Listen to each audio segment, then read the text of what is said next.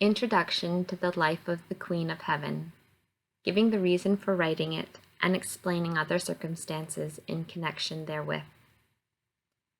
I should not be astonished to hear myself condemned as audacious, foolhardy, and presumptuous by any person who will begin to realize, if realized it can be, that I, a simple woman who is of herself but sheer weakness and ignorance, and who is, on account of her sins, most unworthy, has resolved and attempted to write of divine and supernatural things. This condemnation will be the more justified in these our present times, in which the Holy Church, our Mother, is so abundantly supplied with teachers and holy men, so rich in doctrines of the holy fathers and doctors, in this our most opportune age, when even prudent and wise persons, full of holy zeal in the spiritual life, are disturbed and troubled at the least mention of a higher life, looking upon visions and revelations as most suspicious and dangerous paths for the pursuit of Christian perfection. If no excuse can be found for such an enterprise in itself, or even for attempting things that are so far above and superior to what man can hope to compass, and so far beyond all human capacities, then we can only conclude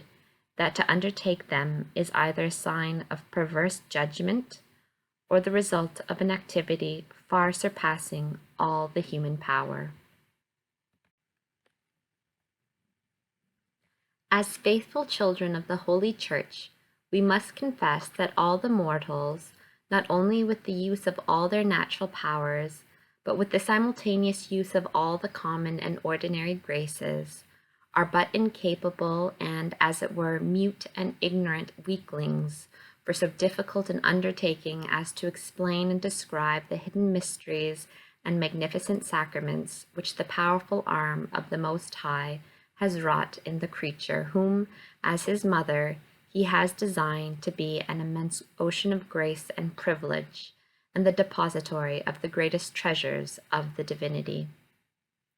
How incapable must our weakness acknowledge itself to be, when even the angelic spirits confess that words fail them when attempting to describe that which is so far above their thoughts and capacities. The life of this phoenix among the works of God is a book so sealed up that none is found among all the creatures of heaven and earth worthy to open it. It is evident then that only the powerful Lord can unseal it, he who made her more perfect than all the creatures, or she herself, the mistress, our queen and mother, who was worthy to receive and properly to appreciate her ineffable gifts. It is in her power to select suitable instruments, and such as for her glory seem capable of manifesting these gifts in the proportion, at the time, and in the manner serviceable to her only begotten Son. I would willingly maintain that these instruments can be no other than the teachers and learned saints of the Catholic Church, or the doctors of the schools who have all taught the way of truth and life. But the thoughts and the judgments of the Most High are exalted as much above our own as heaven is exalted above the earth, and no one knows his mind, and no one can counsel him in his works. He it is that holds the scales of the sanctuary in his hands, and who weighs the winds, who grasps in his hands all the orbs, and who, by the equity of his most holy counsels, disposes of all things with weight and measure, assigning to each one opportune time and place. He dispenses the light of wisdom, and by his most equitable bounty he distributes it, and no one can ascend to the heavens to draw it down, or fetch it from the clouds, or know its ways, or investigate the hidden paths thereof. He alone observes it as it is in itself, and transfuses it as the vapor and emanation of his immense charity, as the brightness of his eternal light, as the flawless reflection and image of his eternal bounty, through holy souls among the nations, in order to make them friends of the Most High and constitute them as prophets. The Lord alone knows why and for what purpose he thus prepared me, the last of his creatures, why he thus called and raised me, obliged and compelled me to write the life of his most holy mother, our Queen and Lady. It is beyond the prudent surmise of any man that, without this influence and power of the Most High, the thought of such a work should enter into a human heart, or such an enterprise should take shape in my mind. For I acknowledge and confess myself to be a weak woman, wanting in all virtue. Therefore, it should be far from my thoughts to approach such a work, but equally as far from me to refuse it on my own account. In order that a just estimate may be had in this matter, I will mention in simple truth something of that which happened to me regarding this history. In the 8th year after the foundation of this convent, in the 25th of my life, obedience imposed upon me the office which I unworthily hold at the present day, namely, to be the abbess of this convent. I found myself much troubled, sorrowful, and discouraged, because neither my age nor my inclinations were such as are requisite for governing and commanding, but they were rather such as befitted one who should be governed and obey. I knew also that in order to invest me with this office a dispensation had been obtained. On account of these and other just reasons, the terrors with which the Most High has crucified me during all my life were much augmented. In addition thereto, God left me in dreadful doubt whether I was on the secure path, or whether I should obtain or lose his friendship and grace. In this tribulation I cried to the Lord with all my heart, that he help me, and if it be his will, that I should be freed from this danger and burden. Although it is true that the Lord had prepared me some time beforehand, and commanded me to accept the office, and although when I tried to excuse myself on account of my pusillanimity, he always consoled me and reiterated his command, I nevertheless did not cease my petitions, but rather augmented them. For I perceived and understood in the Lord that, although he showed this to be his holy will, which I could not hinder, yet I was aware at the same time that he left me free to retire and resist, and, if I wished, to act according to my weakness as a creature and in the consciousness of my total insufficiency. Such is the prudence of the Lord in his dealings with men. Relying on this kindness of the Lord, I increased my efforts to be relieved from this evident danger, which is so little estimated by our human nature with its bad habits and disorderly passions. The Lord, however, repeated continually that it was his will, and he consoled me, admonishing me through his holy angels to obey. I fled in this affliction to our Queen and Lady, as to my only refuge in all troubles, and after I had manifested to her my way of life and my desires, she deigned to answer me in these sweetest of words: My daughter, console thyself, and do not be disturbed in thy heart on account of this labor. Prepare thyself for it, and I will be thy mother and superior, whom thou shalt obey, and the same I will be to thy subjects. I will supplement thy deficiencies, and thou shalt be my agent, through whom the will of my Son and my God shall be fulfilled. In all thy temptations and troubles, thou shalt take refuge with me, confer about them with me, and take the advice which I will give thee in all things. Obey me, and I will favor thee, and will continue to be attentive to thy affliction. These were the words of the Queen, as consoling as they were soothing to my soul. From that day on, the Mother of Mercy multiplied her mercies toward me, her slave, for she became more intimate with me and continued her intercourse with my soul, receiving me, listening to me, teaching me with ineffable condescension, giving me counsel and encouragement in my affliction, filling my soul with the light and knowledge of eternal life,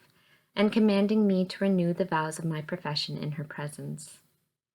Finally, this, our most amiable mother and lady, revealed herself still more fully to her slave, withdrawing the veil from the hidden sacraments and magnificent mysteries which are contained, though unknown to mortals, in her most holy life.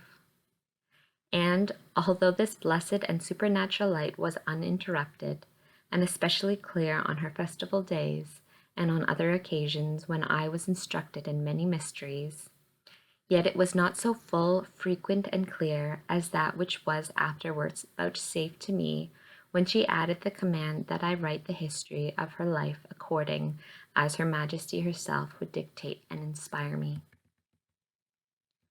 Particularly on one of these festivals of the Most Holy Mary, the Most High informed me that he had in reserve many hidden sacraments and blessings, which he had conferred upon this his heavenly mother in the days of her pilgrimage, and that it was his intention to manifest them to me, in order that I might write them down according to her guidance. This will of the Most High, though I resisted it, was continually present in my mind for the space of 10 years, until I attempted the first writing of this divine history. Consulting about my doubts with the holy princes and angels, whom the Most High had appointed to direct this work of writing the history of our Queen,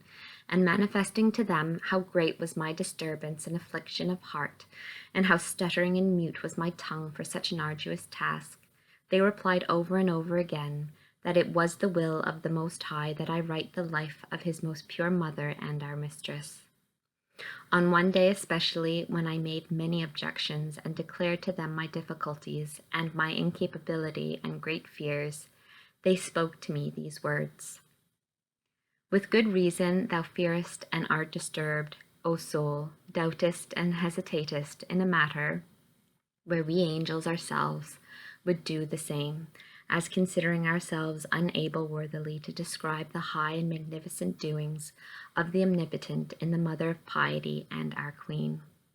But remember, dearest soul, that the firmament, the whole machinery of the world, and all things created will sooner fail than the words of the Most High. Many times he has promised to his creatures, and in the Holy Scriptures it is recorded, that the obedient man shall speak of victories over his enemies, and shall not be reprehensible in obeying.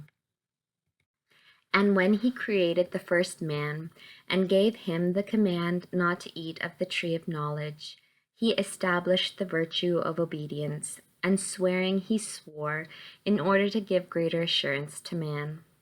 For the Lord has repeatedly given such an oath. For instance, when he promised to Abraham that the Messiah should descend from his race, he added thereto the assurance of an oath. The same he did when he created the first man, assuring him that the obedient shall not err. He also repeated this oath when he ordained that his most holy Son should die, and he gave a like assurance to men that they, who should obey this second Adam, imitating him in the obedience by which he restored what the first lost through his disobedience, shall live forever, and that the enemy shall have no part in them. Remember, Mary, that all obedience takes its rise from God as from its first and principal source, and we angels obey the power of his divine right hand and his most just will. We cannot contravene or ignore it, because we see the immutable being of God face to face, and we perceive that his will is holy, pure, and true, most equitable and just. Now this certainty, which we angels possess through the beatific vision, you mortals also possess in its proper proportion, as wayfarers through the words of the Lord concerning your prelates and superiors. He who hears you hears me, and who obeys you obeys me. Now since obedience is rendered on account of God, who is the principal cause and who is the superior of all, it is befitting to his almighty providence that he take the consequences of obedience, whenever that which is commanded is not in itself sinful. Accordingly, the Lord assures us of these things by an oath, and he will sooner cease to exist, though this is impossible, than that he will fail in his word. In the same way as the children proceed from their parents, and all the living from Adam multiplied from his natural being in his posterity, so also all superiors are constituted by God as by the Supreme Lord, on whose account we yield obedience to them. Human beings to their living superiors, we angels to our higher hierarchies of the same nature, and all beings together in their superiors obey the eternal God. Remember now that all of these have directed and commanded thee to do that about which thou still hesitatest. If thou now shouldst begin to write by mistake, intending thereby to fulfill his commands in obedience, then the Most High would do with thy pen the same as he did with the knife of Abraham when he was about to sacrifice his son Isaac. For on that occasion the Lord commanded one of us angels to withhold the arm and the knife. He did not thus command us to withhold thy pen, but has ordered us with lightest breath to speed it on, and while gazing on his majesty, to direct and assist thee by illuminating thy intellect. Such encouragement and instruction my holy angels and lords gave me at this time. On many other occasions, the Prince Saint Michael informed me of the same wish and command of the Most High. By the continual enlightenments, favors, and instructions of this great prince, I have understood great sacraments and mysteries of the Lord and of the Queen of Heaven. For this angel was one of those who guarded and assisted her, and who were delegated from the angelic choirs, as I will relate in its place. He is at the same time the general patron and protector of the Holy Church. He was a special witness and faithful minister of the mysteries of the Incarnation and Redemption. This I have often heard of Saint Michael himself, who showed me singular favors in my troubles and dangers, and has promised me his assistance and direction in this undertaking. In addition to all this and other facts which need not here be mentioned, and in addition to what I shall say farther on, the Lord has directly, in his own person, commanded and manifested to me his will many times, and in words which I shall presently repeat. He said to me one day, on the festival of the presentation of Most Holy Mary in the temple, "My spouse, many mysteries pertaining to my mother and the saints have been made manifest in the Church militant, but many are still hidden, especially the interior secrets of their lives, and these I wish now to make known, and I desire thee to put them down in writing according as thou art directed by the most pure Mary. I will reveal and explain them to thee, for until now I have, according to the hidden designs of my wisdom, kept them in reserve, because the time for revealing them was not befitting or opportune to my providence. Now, however, it is, and it is my will that thou write. Obey, soul."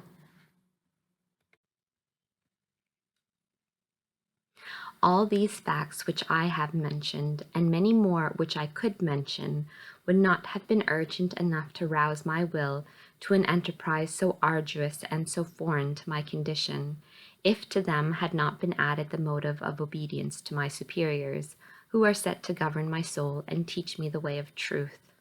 For certainly my mistrusts and fears were not so unimportant as to permit me to come to a full decision without their commands in so great a matter, when in resolving upon others, also supernatural and vastly less difficult, I rely so much on the guidance of obedience.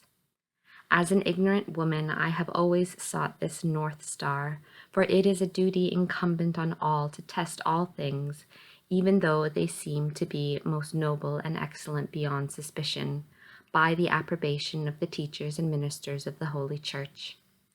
Such assurance I have been solicitous to procure for the direction of my soul, and more particularly in this undertaking of writing the life of the Queen of Heaven. I have frequently tried to prevent my superiors from being moved by any accounts of my interior experiences, disguising, as much as I could, many things, and in tears begging the Lord to enlighten them and to fill them with mistrust against me, to watch over them lest they be deceived or lest they permit me to be deceived or misdirected. Many times I have desired that the very thought of allowing me to engage in this enterprise would fade from their minds. I will also confess that the demon, availing himself of my natural dispositions and of my fears, has made great efforts to hinder this work by seeking to terrify and afflict me. He would no doubt have succeeded in keeping me from it if the zeal and persistence of my superiors had not counteracted my cowardice. In this persecution, the Lord, the most pure Virgin, and the holy angels often took occasion to renew their enlightenment, their tokens and wonders. Nevertheless, in spite of all this, I deferred, or to speak more appropriately, I resisted this undertaking many years. I refused compliance, as I will describe further on, not having the boldness to attempt the execution of something so far above all my powers. And I believe that this was not without special providence of His Majesty, for in the course of those years so many things have happened to me, and I may say so many mysterious and various difficulties intervened, that I would not have been able to preserve the tranquillity and quiet of spirit which is necessary for retaining the proper light and information. For not in all states of mind, though they are of the highest and most advanced, can the soul engage in that exalted activity which is necessary to correspond to such exquisite and delicate influences. In addition to this, there was still another reason, namely, during this protracted delay, I could inform myself and assure myself of the truth of these things, not only by means of the new enlightenment which grew as time passed on, and by the prudence which experience gives, but also by the persevering insistence of the Lord, of the holy angels, and of my superiors, under whose obedience I lived. Likewise, an opportunity was given me to quiet my fears and misgivings, to overcome my cowardice and perplexity, and to trust that to the Lord which I would not trust to my weakness. Confiding then in the great virtue of obedience, I resolved in the name of the Lord and of my Queen and Mistress to lay aside my reluctance. I call this virtue great, not only because by it the most noble activities of the faculties of a creature, namely the mind, the judgment, and free will, are offered as a holocaust to the Lord, but also because no other virtue ever assures success more unfailingly than obedience. For by it the creature then does not operate of itself alone, but also as an instrument of Him that governs and commands. This was the assurance of Abraham when he overcame the force of the natural love for his son Isaac. And if it was sufficient for such an act, and sufficient to detain the sun and the heavens in their swift course, it can certainly be sufficient to influence the movement of the earth.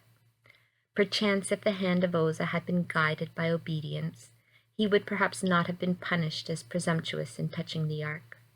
Well do I know that I am more unworthy than Uzzah in stretching out my hand to touch, not the lifeless and figurative ark of the Old Covenant, but the living ark of the New Testament, which contained the manna of the divinity, the source of grace, and the new law. But if I remain silent, I fear with good reason to disobey Most High commands, and I could exclaim with Isaiah, "Woe is me because I kept my peace." Therefore, O my Queen and Lady, it is better that thy benignest goodness and mercy, and the blessings of thy liberal hand should shine forth through my base and unworthy efforts.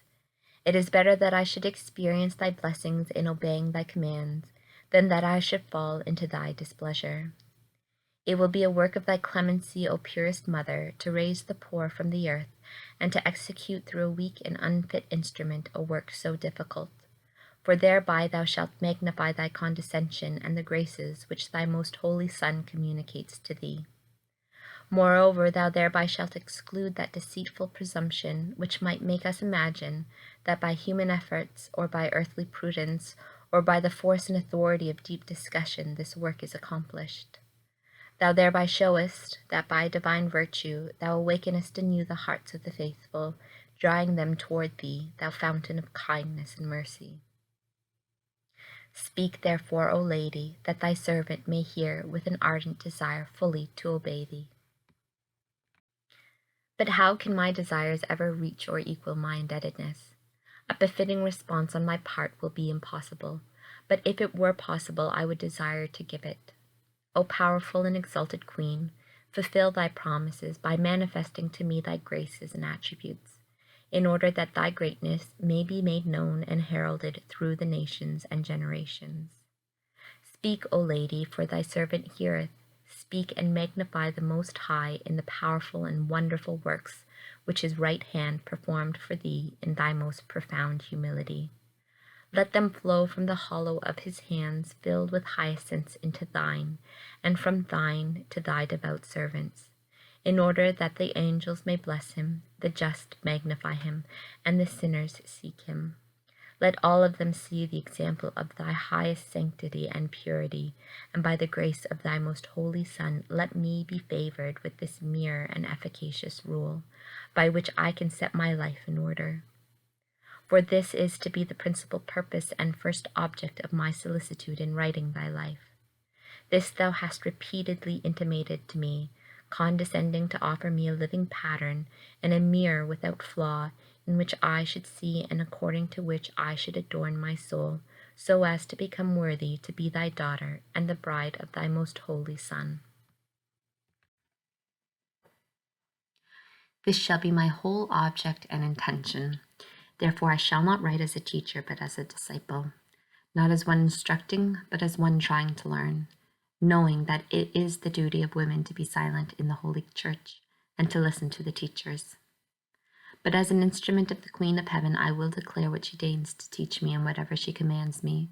for all the souls are capable of receiving the Spirit which her divine Son has promised to pour out over men of all conditions. The souls are also able to communicate it in a befitting manner, whenever a higher authority acting according to the dispensation of Christ's Church so disposes. I am now convinced that the Church has authorized this history through my superiors. That I should err is possible, and to an ignorant woman natural, but then I err while obeying and not acting of my own free will. Thus I remit myself and subject myself to those who are my guides, and to the correction of the Holy Catholic Church, to whose ministers I fly in all my difficulties. And I wish that my superior teacher and confessor be a witness and a censor of this doctrine which I receive, and also a severe and vigilant judge of the manner in which I put it into practice or fail in the fulfilling of the obligations consequent upon this blessing. Pursuant to the will of the Lord and the command of obedience, I have written for the second time this heavenly history. For during the first writing of it, though the light by which I perceived the mysteries was abundant and fruitful in proportion as my shortcomings were great, my tongue was unequal to the task of finding the proper terms, and my pen not swift enough for a full statement. I omitted some things, and with the lapse of time, and by the aid of new enlightenments, I found myself better prepared to write at this second time. Nevertheless, there always remains much of what I understood and have seen, which I must leave unsaid, since to say all will never be possible. Besides these reasons, there was another known to me in the Lord, namely, that in my first writing my mind was much hindered from attending to the matter and arrangement of this work by my temptations and great fears. They raised such tempests of contrary thoughts and suggestions within me that, deeming it the greatest presumption to have attempted such an arduous task, I concluded to burn it all. And I believe that this did not happen without the permission of the Lord, for in the turbulency of my soul I could not present myself in a state entirely befitting and desirable to the Lord for writing and engraving into my heart and spirit his doctrine, as he commands me to do now, and as can be seen from the following event. On one of the festival days of the purification of Our Lady, after having received the most holy sacrament, I wished to celebrate this holy festival, which was the anniversary of my profession, with many acts of thanksgiving and of total resignation to the Most High, who, without any merits of mine, had chosen me as his spouse. While I was thus exciting these affections, I felt in my interior a most powerful change, accompanied by abundant light, which raised me and urged me strongly and sweetly toward the knowledge of the essence of God, his goodness, perfections, and attributes, and to the disclosing of my own misery. And these different things, which were placed before my understanding at one and the same time, produced in me various effects. The first was that all the attention of my mind and all my aspirations were raised on high. The other effect was that I was humbled in mind to the very dust, in such a way that it seemed to take away my own existence. At the same time, I felt a most vehement sorrow and contrition for my grievous sins, joined to the determination to amend and to renounce all worldly things, aspiring instead toward complete love of God.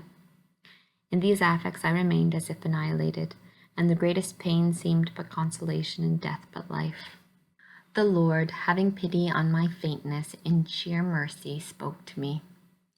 Be not dismayed, my daughter and spouse, for in order to pardon, to wash, and to purify thee from thy sins, I will apply my infinite merits and the blood which I shed for thee. Animate thyself to desire all perfection in imitation of the life of the most holy Mary.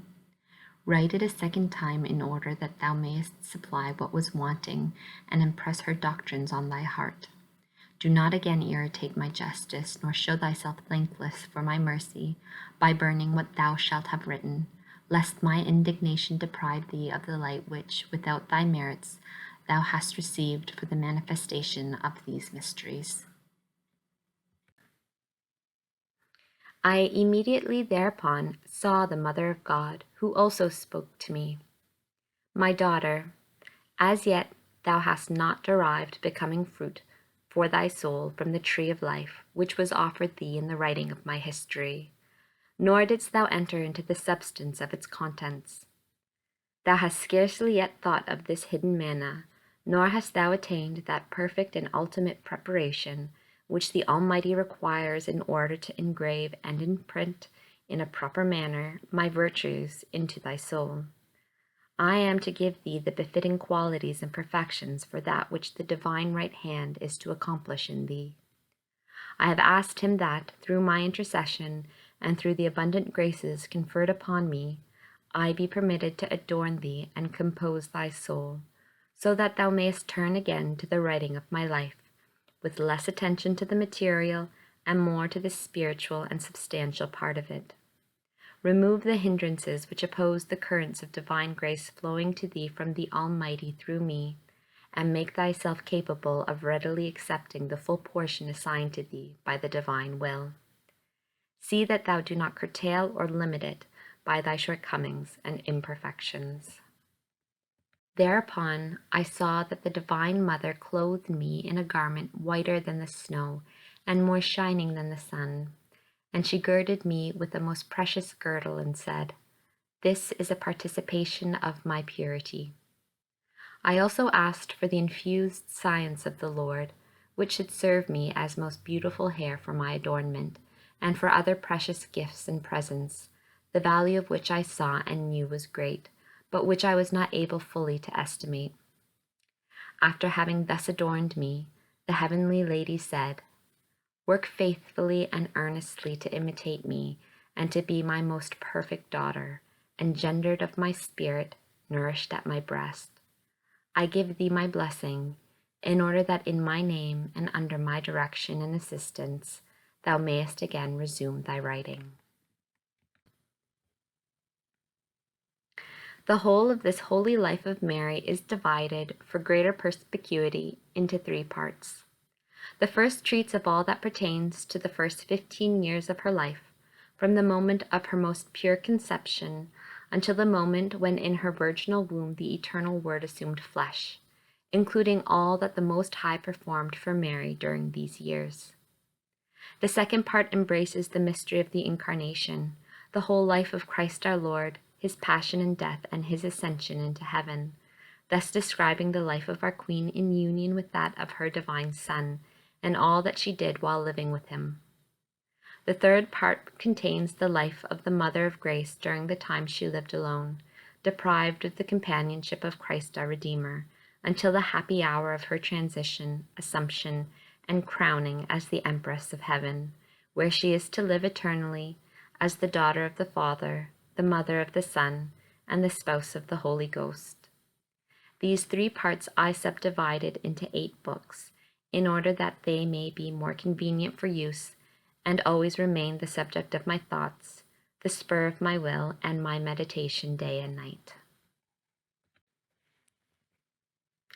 In order to say something of the time in which I wrote this heavenly history, it must be noticed that my father, Brother Francis Coronel, and my mother, Sister Catherine de Arana, my parents, founded in their own house this convent of the Discalced Nuns of the Immaculate Conception, by the command and the will of God, which was declared to my mother, Sister Catherine, in a special vision and revelation.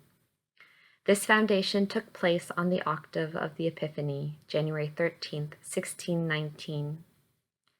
On the same day, we took the habit, my mother and her 2 daughters, and my father took refuge in the order of our seraphic father, St. Francis, in which 2 of his sons had already been living as religious. There he took the habit, made his profession, lived an exemplary life, and died a most holy death. My mother and myself received the veil on the day of the purification of the Queen of Heaven, on the 2nd of February, 1620. On account of the youth of the other daughter, her profession was delayed. The Almighty, in his sheer goodness, favored our family so much that all of us were consecrated to him in the religious state. In the 8th year of the foundation of this convent, in the 25th of my age, in the year of our Lord 1627, holy obedience imposed upon me the office of abbess, which to this day I unworthily hold. During the first 10 years of the time in which I held this office, I received many commands from the Most High and from the Queen of Heaven to write her holy life, and I continued in fear and doubt to resist these heavenly commands during all that time until the year 1637, when I began to write it the first time. On finishing it, being full of fears and tribulations, and being so counseled by a confessor, who directed me during the absence of my regular confessor, I burned all the writing containing not only this history, but many other grave and mysterious matters, for he told me that women should not write in the church. I obeyed his commands promptly, but I had to endure most severe reproaches on this account from my superiors, and from the confessor who knew my whole life. In order to force me to rewrite this history, they threatened me with censures. The Most High and the Queen of Heaven also repeated their commands that I obey. During this second writing, so abundant was the light concerning the divine essence, so copious were the blessings of the divine right hand for the renewal and vivification of my soul in the teachings of my heavenly Mother, so perfect were the instructions and so exalted were the sacraments communicated to me, that it was necessary to write another book in connection with this history, the title of which will be Laws of the Spouse, Heights of His Divine Love, and Fruits Gathered from the Tree of Life of Most Holy Mary, Our Lady. By divine favor, I begin rewriting this history on the 8th of December, 1655, on the day of the Immaculate Conception.